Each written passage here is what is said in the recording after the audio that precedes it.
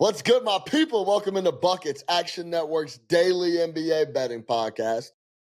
We're in the workshop Friday, NBA slate. My guy with me, Bryan Fonseca. We got a marquee matchup. The marquee of marquee matchups in the East. Boston Celtics at home hosting the Cleveland Cavaliers. We're going to talk about that, talk about our thoughts on the overall top two teams in the East. We'll talk about the Knicks because the Knicks. We got to go there and chat about them. We recording this live from our Tommy John home studios. You know how we do. We get the play, we get the cap, we get you guys out of here. Bryan Fonseca, Friday, NBA slate. Give me your best bet. We're going John Morant over 21.5 points against the New York Knicks. We're correlated here, me and my guy, Bryan. I'm going to go Grizzlies team total over 123.5, right around the minus 110, 115 number in the market. All right, we're both on this game, so we're going to break down Knicks, Grizzlies, get into the details there, and then we'll talk about Cavs, Boston Celtics. Bryan Fonseca. Big weekend coming for you, dog. You got Tank. Yeah. Little Tank at Barclays. Fonseca's going to go over and cover that. Yeah. Make sure you're locked in with Fonseca across everything, man. One of the best fight, action, combat guys in the business covering it. Man, I really wish boxing would come back to like the pinnacle of everything, because there's nothing like a prime time big boxing matchup. The whole world stops. There's nothing like it. I wish it would happen more often than it does. I mean, but I digress. The pinnacle now is in Saudi Arabia, apparently. That's another issue, but we can talk about the money's that another time. That's where the cheese is at, you know? Yeah. All right, let's get into this Knicks-Grizzlies matchup. I was in the building last time these two saw each other. The Knicks blew the Grizzlies' doors off, hung over, I want to say on the dot. It was 143 points, 143-106. John Morant was held to 10. Is the revenge angle part of your handicap here when you're looking at John Morant? That combined with this almost has more to do about the Knicks for me, because their defense, I don't love it coming out of the break. And their defense, we've been talking about all season long. They're top 15 now. They're top 13. They're creeping into that coveted top 11 area, which is where you want to be if you're a contender. Historically, over the last 25 years, you want to be a top 11 defense to win a championship.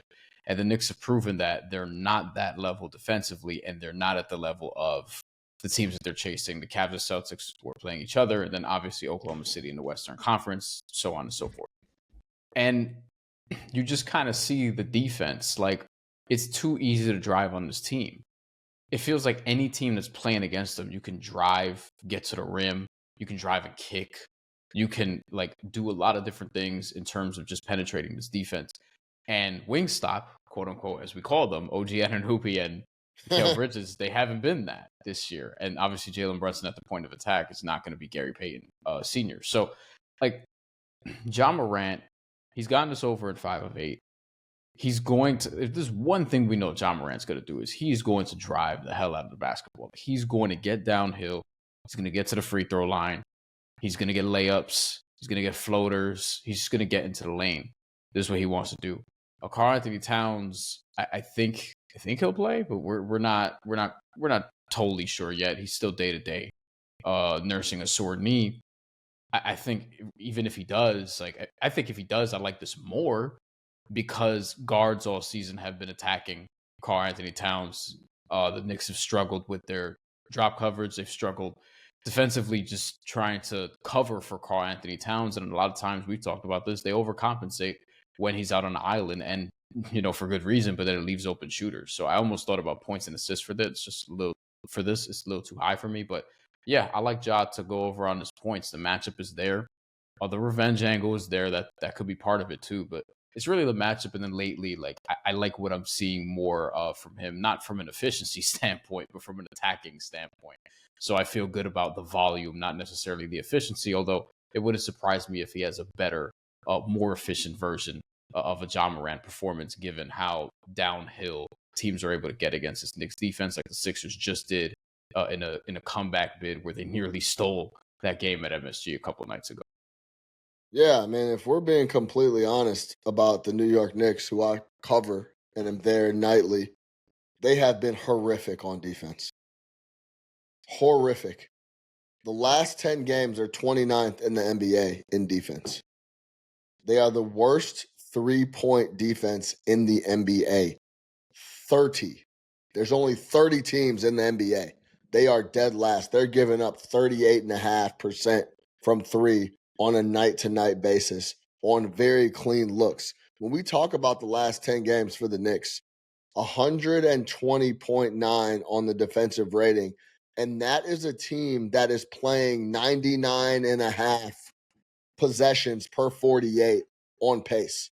This is not a team that's getting dusted off because there's tons of extra possessions and it's wide open offense up and down. They're playing slow and they're getting in the half court and giving up easy looks. Now, my biggest pet peeve when people just, it's more casuals, I think, than anything else, talk about ball and specific players is Karl Anthony Towns doesn't play defense. Why not? Where have you been? He hasn't played defense a single minute he's been in the NBA. I can't stand that. Hey, Cat needs to play better D. Brother, Cat hasn't played defense his entire life. When I was younger, I used to be the guy like, I need Giannis to show up with a jump shot. That's not what Giannis does. The jump shot's not coming. The defensive side of the game for Karl Anthony Towns is not coming. That's why they went and got Gobert and got the anchor and did all that. He needs help on that side of the ball. Jalen Brunson uses all his footwork on the offensive side. He's not moving his feet on the defensive side. It's not what he does, right? So it's not a shock to me that Karl Anthony Towns isn't playing defense.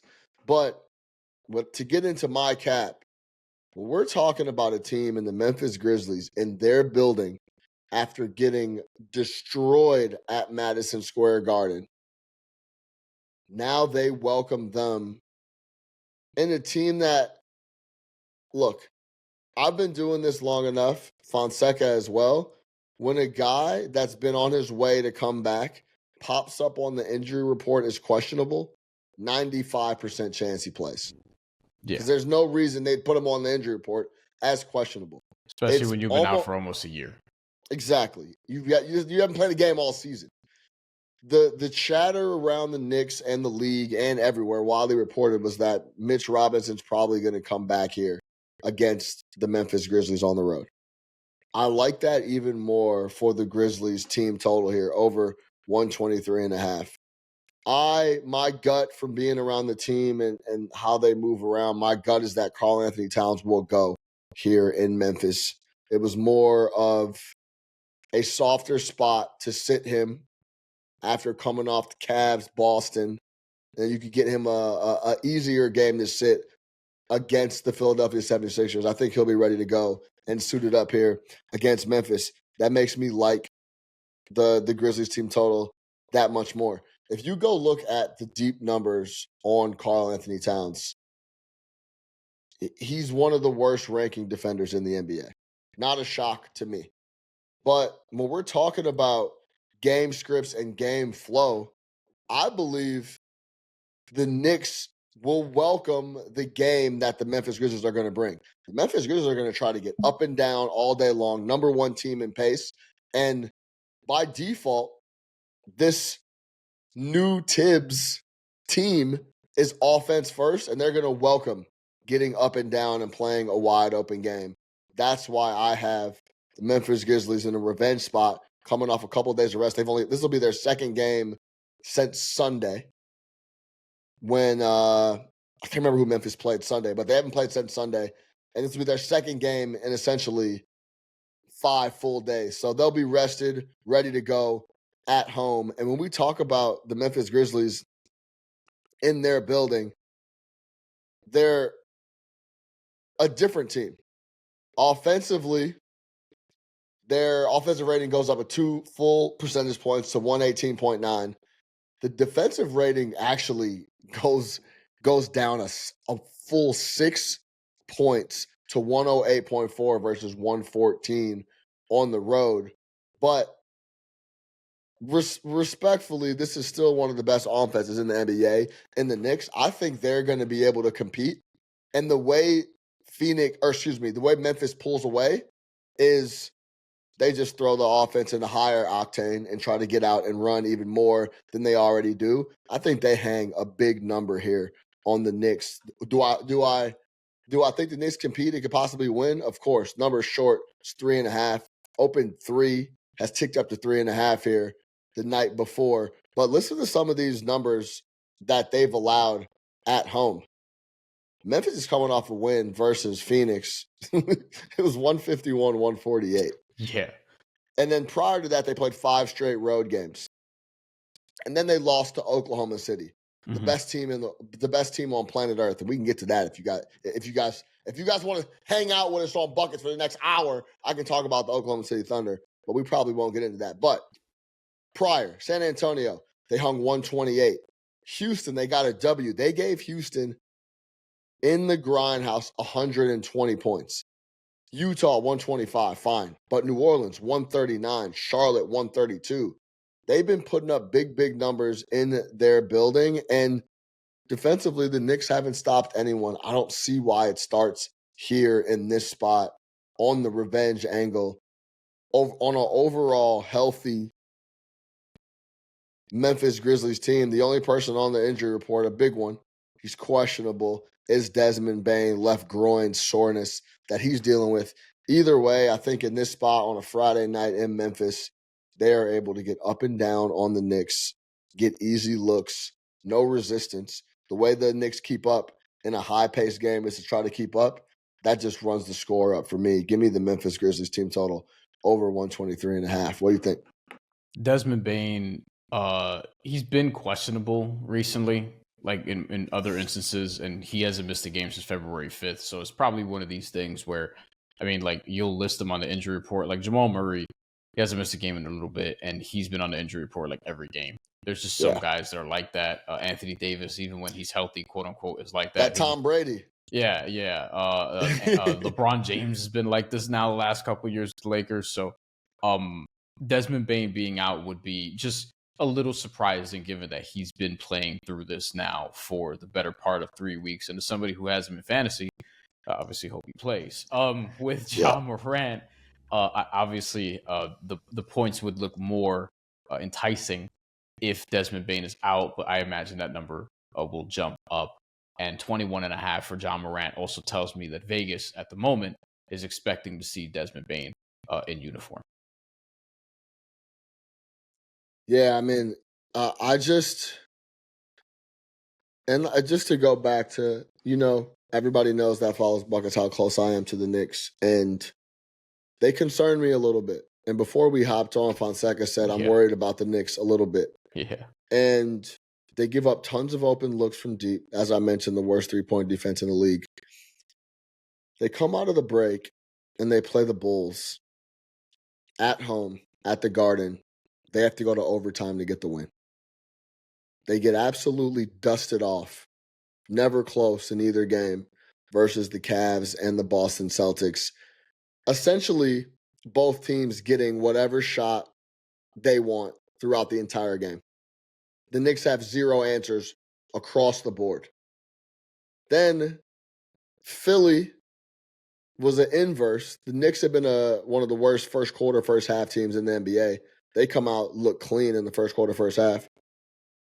They get to the third frame, and the fourth frame, and they collapse, essentially. Jalen Brunson has to bail them out like he has in the last couple of years in multiple spots. It's actually ridiculous what Jalen's been doing. Every time he's asked to do something, he pulls a rabbit out of his hat and gets it done. Salute to Jalen Brunson for that. He legit might win Clutch Player of the Year. I mean, Seriously. he's been unbelievable for multiple calendars now. Yeah. And he bails them out, gets a W. Mikal Bridges played really, really well to start the game and played just overall really well. He's been shooting it pretty well the last 3 games. But something is off overall about the squad. And then I hate the way they've been playing D, and then you're going to play the fastest paced squad that's essentially fully healthy on a revenge spot. I just love them to put up a lot of points in their building. Yeah. All right. I mean, just last thing on this. So the show that Dexter Henry and I do, New York Post Sports, New York got Game Weekly. We were talking about the Knicks. We did it today. We had Stephen Bondi on, who covers the Knicks for the Post. Yeah, shout out Bondi, yeah. And he basically was like, look, the team feels a little different this year from the standpoint of like, and not that this is a bad thing, it's just different, but there was a little more friendliness in the locker room last season because you had guys who've been together, guys that knew each other more, and now it's like this influx of Karl Anthony Towns and Mikal Bridges. So it's a little bit different now. And I asked, to which he said no, but I asked, like, is the different vibe because there's actual expectations now and pressure now compared to before, where last year was kind of still house money. They made it to the playoffs the year before, got to the second round, and it was like, all right, this year is about getting back to the playoffs and seeing if you can make another run. And now this time around, it's like, hey, you got to be contenders now. And Jalen Brunson has even said so much as like, hey, they keep getting their ass whooped on national television. Like, it's not fun for anybody. Yeah. And, you know, I just wonder if not like, oh, the pressure's getting to them necessarily, but like, I wonder if there's just more tension in, you know, on the day to day, just because like they understand the expectations that are in front of them and they're not meeting them right now. They're actually very far from meeting them right now. And we're going to see the two teams that keep whooping their ass play against each other in what may be yet another close game between them. And to me, it just feels like there's a big, like significant gap between the Celtics and Cavs and then the Knicks. So yeah, no doubt. Last year was a special group in a lot of different senses with DiVincenzo, Randall, and say what you want about Julius Randle. He brought an edge that the Knicks haven't had this year. Now it's year 1 with Cat and all the changes, so it was always going to take some time. But big offseason coming up. It's without question. It's funny, Fonseca, because if the Knicks were in the West, I'd feel a lot better about just the longevity or potential run in the playoffs. The Cavs and the Boston Celtics are just on a different level than the Knicks. It's Cavs, Celtics, Knicks, rest of the East. Yeah. And Like by the way, first round not going to be easy for them either. Like even dude, like the Knicks are getting ready to look at the Pistons, the Pacers, or Milwaukee, and I don't love any of those spots. I think the best option would probably be Milwaukee, but I think it would be Detroit. What? Just because they're young? Yeah. I still believe in, I know we're throwing out some of the old tropes, but some of them still hold up. And being young and needing to get your ass whooped in the playoffs, I still think holds up. As you saw Oklahoma City last year. But like, that's the thing. It's like, and not to turn this into a Knicks thing, which we already have. But we both talk about the team on a regular basis. Hey man, we got the best bets out. Yeah, man. You know, and we still got it. You know, we still got more. Yeah, we'll still talk Cavs Celtics here in a second. But just real quick, it's like in the playoffs. I'm not saying the Pistons could beat them in the series because I don't think that. But like, if it's 1-1 going back to Detroit, like people's assholes are gonna get tight. You know what I'm saying? Like it's gonna be different, and it's very possible to do that because Kate Cunningham is really good, and the rest of this Pistons roster, like, you know, they're young upstart, but they're gonna give some people a hard time in round 1. I think they could win. I think they could beat like the Knicks twice in a 7-game series. To recap, Bryan Fonseca, John Morant over 21.5 points. I'm on the Grizzlies team total over 123.5, both right around that minus 110, 115 number in the market. All right, let's talk about the marquee matchup here. Cleveland Cavaliers going to Boston to take on the champs. Number sits at 2.5 in favor of the Boston Celtics. Earlier tonight, that number was 3. Little money shaking on the Cleveland Cavaliers here on the road. I'm not sure. The name of the game in sports betting is getting ahead. You have to be one step ahead of public perception, and you have to be willing to go on a limb a little bit. That's where the fruit is. The Boston Celtics, that we've talked about a bunch on this podcast last year, will go down as one of the most mispriced championship teams in a long, long time. You could get them at damn near even money to win the East in March. People just were not believers in them, Jason Tatum, Jaylen Brown, the still labeled young coach Joe Mazzulla winning the title. They went and they ran roughshod over the regular season. The Cleveland Cavaliers right now are running roughshod over the regular season and anybody they see. The point differential is pushing 14 throughout the year. It's like mid to high 13s. I don't have the number exactly in front of me, but it's like 13-6, 13-7 on the point differential. They have the best record in the NBA. They go 9 deep. Darius Garland is pushing 50, 40, 90 from the floor. Do you know who has shot 50, 40, 90 ever? We're talking like Steph Curry, Larry Bird. Kevin Durant. The list is very short. All right. Steve Nash. Like Kevin Durant, Durant, like the names are not very long. Darius Garland is right there. Donovan Mitchell plays 31 minutes a game. Yeah. He leads the team. The team is deep. Max Strus running around, coming off screens, shooting it. Dean Wade doesn't play that much, but when he plays, he's a big impact. They don't lose damn near when he's on the floor. We're talking about one of the best regular seasons we've seen in quite some time. And if you talk about trying to bet the Cleveland Cavaliers to win the East, you could damn near get 2.3, 2.4 to 1 because of the Boston Celtics. I'm going to pass it to you, Fonseca, but for my money, I've been saying this for 6-7 weeks now. I would bet the Cleveland Cavaliers to win the East. I'm very confident they land in the Eastern Conference Finals, and they probably play the Boston Celtics. That's the first time that 1-2 matchup we'll see each other. And then you can hedge and place a little money on the Boston Celtics, kick your feet up, and enjoy the Eastern Conference Finals.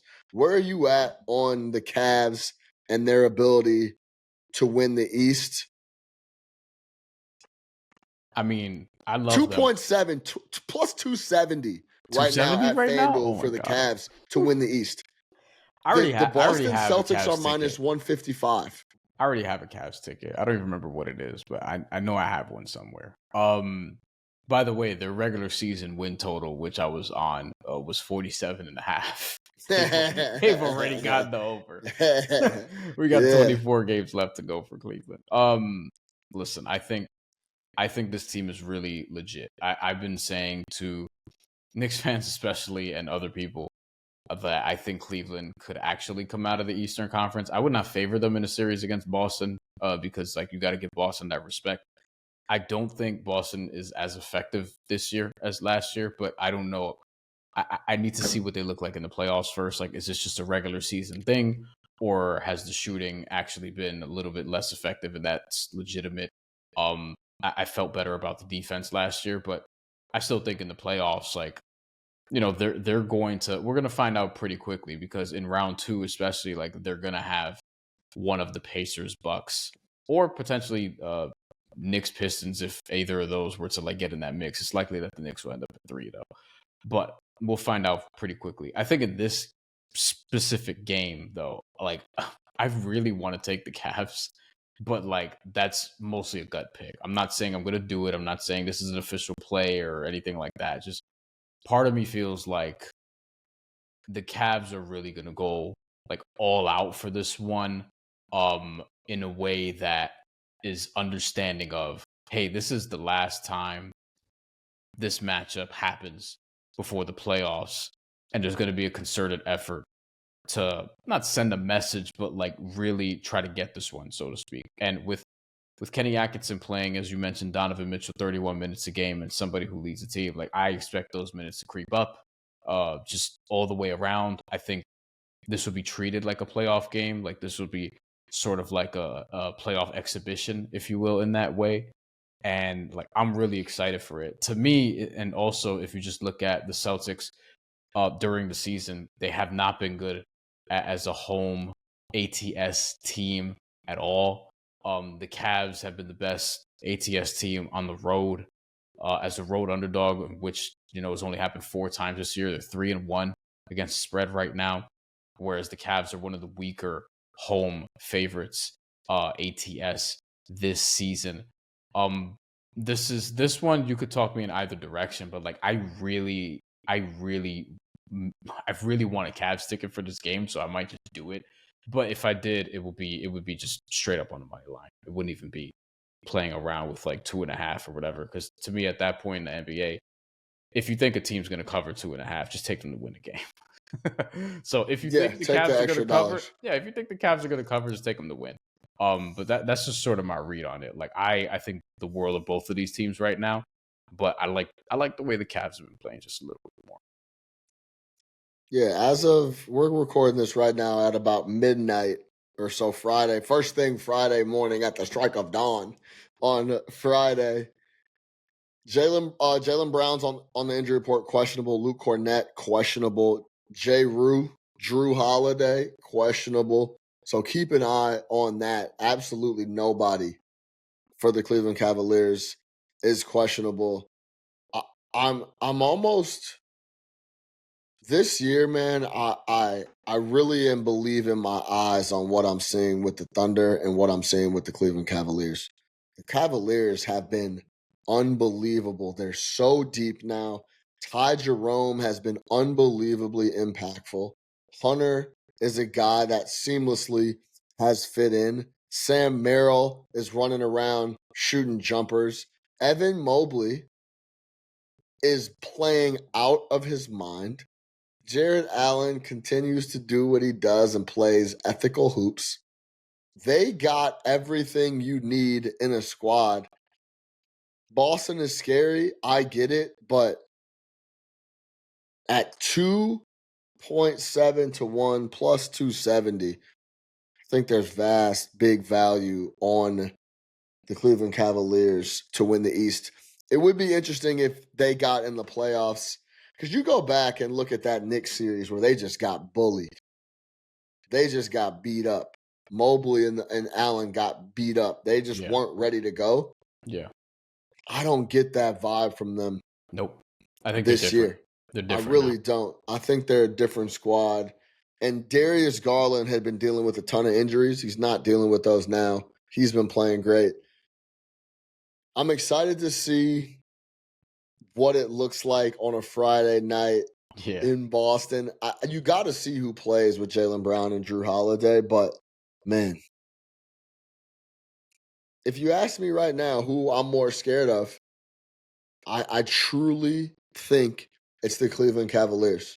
So I'm excited to watch the game tomorrow. There's just certain – I know it's the regular season, but there's just numbers that start to push into a level that you have to take them extremely seriously as a championship contender. Yeah. And a point differential pushing 13.5, 14 is a number that you could look into. Oh, man. Yeah, I could talk about the Cavs. Yeah, it's like, it's like they don't have a gimmick either. You know what I mean? Like, they're not trying to game the system. They just play, and they're well-balanced. They're well-coached is the main thing for me. Like, as somebody who, I've mentioned this before multiple times on this show and everywhere else that I've have a microphone, Kenny Atkinson is like, I covered him during his first 3 years with the Nets. And he's a different dude. Like, he's a legitimately really good coach. He was thriving over there when they barely gave him anything, when guys weren't healthy, where they weren't expected to make the playoffs at all that one year that they did before they ended up giving the culture over to superstars, and that kind of tanked it for a while, and now they are where they are. But apparently not that bad right now because Jordy Fernandez is like a new Kenny Atkinson, I guess. But Kenny Atkinson's a really good coach. Like JB Bickerstaff, he got this team to respectability, got them to the playoffs, and they needed someone to take them to the next level, to be more imaginative from an offensive perspective, to get more out of Evan Mobley from an offensive perspective, and also rearrange like some things on the defensive end as well. And the team itself needed to grow. Like Darius Garland is a young player. This is his 6th year in the league. He's had to continue to develop. Donovan Mitchell now, this is going to be his 3rd playoff run with this organization. Like this is his 3rd year. Like he's been with Darius Garland, with Jared Allen, with Evan Mobley. They've been together. They have a core that's now been in the playoffs like multiple times. This is going to be the 3rd year of this sort of experiment, if you will. Evan Mobley, obviously, like he's become one of the better bigs now. This is sort of what we've been waiting for, and looks like a more well-rounded version of what he was back then. Jared Allen is a Kenny Atkinson guy. Kenny Atkinson loved him from the time he was a rookie with the Nets, and he continues to get a lot out of him. The DeAndre Hunter trade, I loved it, even though it meant trading another Kenny Atkinson guy in Karis LeVert. But like he's just a better fit, and you need a wing who can at least be competent defensively and also hit the three when you're trying to jockey for position with the Celtics and the Knicks, who have wings. Like that was the one thing Cleveland didn't have, was they didn't have a wing who was like starter level, at least like good level. And now they have DeAndre Hunter. You can throw in Max Strus also. Like they have guys now, and this is a team that's deep. And to me, you still need depth. You always need depth, as a matter of fact, to win championships. You don't need to be like 12 deep, but you need to be competently 8, 9 deep, guys that you can play 15, 20 plus minutes if you absolutely need to. They have that and more. And yeah, I think this team is super legit, and I'd be stunned if they're not in the Eastern Conference Finals, specifically if they remain to be healthy. Max Strus is shooting 38% on 6 attempts. Donovan Mitchell shooting 39.5% on 9 attempts from 3. Darius Garland is shooting 42.5% from 3 on 7 attempts. Ty Jerome on 3.5 attempts a game is shooting 44.4%. He's been really good. DeAndre Hunter is shooting 57% from 3 on 5 attempts a game.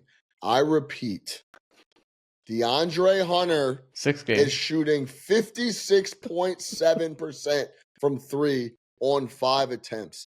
They're deep. They got shooters everywhere. And Boston, of course, has the guys. Mm-hmm. But man, give me the Cavs have the best bench. Give me the Cavs second unit. And if you got to go to Cleveland, they're going to have home court advantage, man. I expect them to be in the Eastern Conference Finals. I'd bet them at plus 270 and then get to the finals and go ahead and bet the Celtics and sit back and enjoy a Stella and some good basketball. We mentioned at the top of the show that we're coming to you from our Tommy John home studios, and that's because great games start with great underwear, and Tommy John makes the greatest. I'm wearing Tommy John draws right now. Comfortable, flexible, everything you need in a pair of underwear. I got the pajamas, I got the shirts, everything is amazing. Remember, when you're truly comfortable, you do everything better, and that includes betting. So if you love the Buckets podcast, if you love this crew, Sean Little, Bryan Fonseca, you'll love Tommy John. Get 25% off your first order right now at TommyJohn.com/buckets. That's 25% off at TommyJohn.com/buckets. To recap, Bryan Fonseca, John Morant, over 21.5 points, minus 110, 115-ish in the market. I'm on the Grizzlies team total, over 123 in a half. Go grab the Cavs to win the East at plus 270. Get the best number you can. For Bryan Fonseca, I am Sean Little. Go subscribe to the Action Network YouTube page. Go subscribe and download the Action Network app if you haven't already. All our college hoop heads are gearing up here for conference tournaments and March Madness. Tons of content coming out. Of course, NBA stuff coming out on the daily. For Bryan Fonseca, I am your host, Sean Little. Until next time, which is Monday, let's get buckets, baby.